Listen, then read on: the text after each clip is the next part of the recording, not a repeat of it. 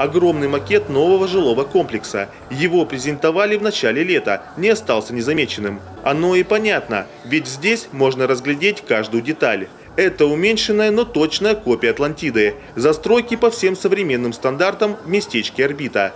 20 тысяч квадратных метров, 4 дома, 700 парковочных мест, 3 детские и 2 спортивные площадки. Полноценная парковая зона с газоном, футбольное поле и безопасные площадки для активного отдыха. Так как выставка достижений народного хозяйства, мы тоже, как компания местная, Сыктывкарская, решили представить свой продукт.